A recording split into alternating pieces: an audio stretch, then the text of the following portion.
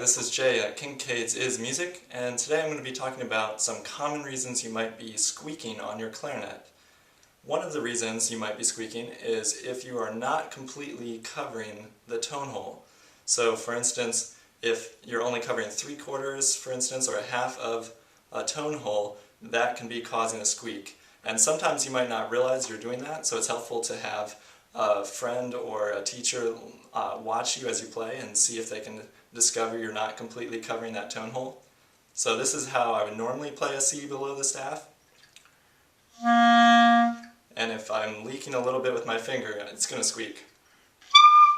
And that's the kind of sound you're going to hear from that. Second reason you might be squeaking is if you don't have the right amount of mouthpiece in your mouth. If you have the mouthpiece too far in your mouth, that's going to cause a squeak.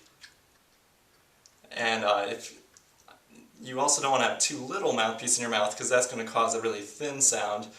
So you want to have your lower lip be right about at the point where the reed matches the mouthpiece, where it lines up with the mouthpiece.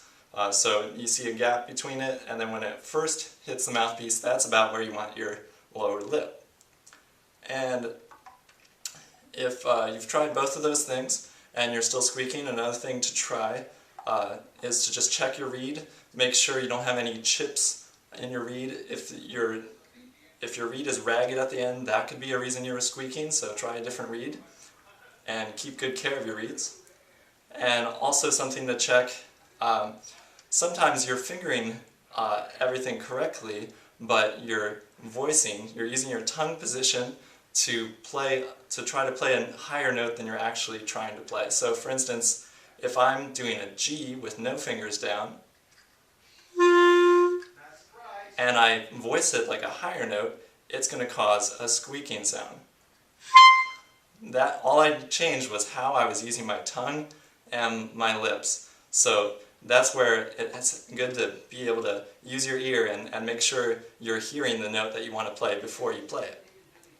And if you've tried all these options and your teacher's unable to help you beyond all of that, have them check your mouthpiece or check your mouthpiece and make sure that you don't have any chips where the reed lies on the mouthpiece. That's called the facing of the mouthpiece. And if you have chips on the mouthpiece, that can also be the reason you're squeaking, so you may want to look into getting a new mouthpiece. Thanks, and happy music making from Kincaid's Is Music.